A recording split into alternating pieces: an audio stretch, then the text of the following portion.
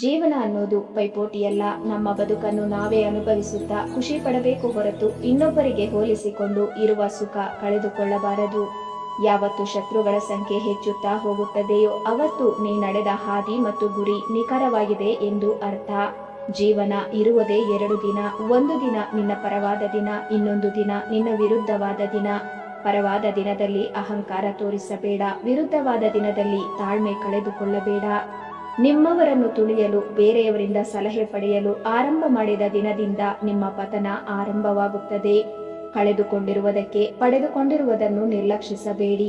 ಪಡೆದುಕೊಂಡಿರುವುದು ಕಳೆದುಕೊಂಡಿರುವುದಕ್ಕಿಂತ ಶ್ರೇಷ್ಠವಾಗಿರಬಹುದು.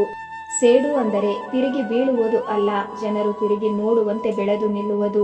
ಬದಲಾವಣೆಗಳಿಗೆ ಹೆದರಬೇಡಿ. ಬದಲಾವಣೆ ನಿಸರ್ಗದ ನಿಯಮವಾಗಿದೆ. ನೀವು ಬದಲಾವಣೆಗಳಿಗೆ ಸದಾ ಕಾಲ ಸಿದ್ಧರಾಗಿರಬೇಕು. ನೀವು ನಿಮ್ಮ ಕರ್ಮಗಳಿಗನುಸಾರವಾಗಿ ಮುಂದೆ ನೀವು ಶ್ರೀಮಂತರಾಗಬಹುದು ಅಥವಾ ಭಿಕ್ಷುಕರಾಗಬಹುದು. ಯಾರ ಬಾಳು ಬಾಳಲಾರದಷ್ಟು ಕಷ್ಟವೇನಲ್ಲ, ಕನಿಷ್ಠವೂ ಅಲ್ಲ. ಬಾಳಿನಿಂದ ಓಡಿ ಹೋಗಬೇಡ, ಅದನ್ನು ಎದುರಿಸು, ಅದನ್ನೇ ಬಾಳು. ಆಗ ಕಷ್ಟ ತಾನಾಗೆ ಹೆದರಿ ಹಿಂದೆ ಸರಿಯುವುದು. ನಮಗೆ 3 ಮಿತ್ರರು. ಪ್ರೀತಿಸುವವರು ಒಬ್ಬ, ದ್ವೇಷಿಸುವವರು ಒಬ್ಬ, ಕಡೆಗಣಿಸುವವರು ಒಬ್ಬ. ಪ್ರೀತಿಸುವವ ಪ್ರೀತಿ ಕಲಿಸಿದ, ದ್ವೇಷಿಸಿದವ ಎಚ್ಚರವಿರಲು ಕಲಿಸಿದ, ಕಡೆಗಣಿಸಿದವ ಸ್ವಾವಲಂಬನೆ ಕಲಿಸಿದ. ಮೂವರನ್ನು ನಾವು ಸದಾ ಕಾಲ ಗೌರವಿಸಬೇಕು. ಜೀವನದಲ್ಲಿ ನಡೆದು ಹೋಗಿರುವುದನ್ನು ಸರಿಪಡಿಸಲು ಪ್ರಯತ್ನಿಸಬೇಡ, ಅದು ಅಸಾಧ್ಯ. ಮುಂದೆ ಆಗಬೇಕಾದುದನ್ನು ಸರಿಯಾದ ರೀತಿಯಲ್ಲಿ ಯೋಚಿಸಿ ಮಾಡು, ಅದು ಖಂಡಿತ ಸಾಧ್ಯ. ನಮಗಿಂತ ಮೇಲೆ ಇರುವವರನ್ನು ನೋಡಿ ದುಃಖ ಪಡುವ ಬದಲು ನಮಗಿಂತ ಕೆಳಗಿರುವವರನ್ನು ನೋಡಿ ದೇವರು ನಮ್ಮನ್ನು ಇಷ್ಟು ಚೆನ್ನಾಗಿ ಇಟ್ಟಿದ್ದಾರಲ್ಲ ಎಂದು ಖುಷಿ ಪಡೋಣ. ಗುಡಿಯಲ್ಲಿ ಕೊಡುವ ಪ್ರಸಾದದಲ್ಲಿ ಸ್ವಲ್ಪ ಸಕ್ಕರೆ ಕಡಿಮೆ ಇದ್ದರೂ ಪರವಾಗಿಲ್ಲ ಅಂತ ಅದನ್ನು ಬಿಸಾಕದೆ ಕಣ್ಣಿಗೆ ಒತ್ತಿಕೊಂಡು ತಿಂತೀವಿ. ಅದೇ ರೀತಿ ದೇವರು ಕೊಟ್ಟಿರೋ ಜೀವನದಲ್ಲಿ ಏನೋ 1-2 ದಿನ ಚೆನ್ನಾಗಿಲ್ಲ ಎಂದರೆ ನೋವಿದೆ ಅಂತ ಹೇಳಿ ತಪ್ಪು ನಿರ್ಣಯಗಳನ್ನು ತೆಗೆದುಕೊಳ್ಳಬಾರದು. ಪರವಾಗಿಲ್ಲ ಅಂತ ಮುಂದಕ್ಕೆ ಹೋಗ್ತಾ ಇರಬೇಕು ಅಷ್ಟೇ.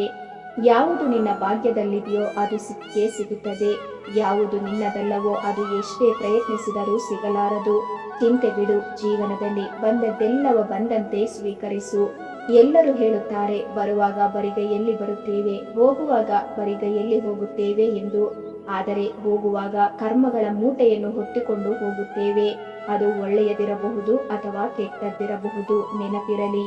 ಪ್ರಿಯ ವೀಕ್ಷಕರೇ, ಈ ವಿಡಿಯೋ ನಿಮಗೆ ಸ್ವಲ್ಪವಾದರೂ ಸಮಾಧಾನ ನೀಡಿದ್ದರೆ ದಯವಿಟ್ಟು ಒಂದು ಲೈಕ್ ಕೊಟ್ಟು ಹಾಗೆ ಸಬ್ಸ್ಕ್ರೈಬ್ ಮಾಡಿಕೊಳ್ಳಿ. ಧನ್ಯವಾದಗಳು.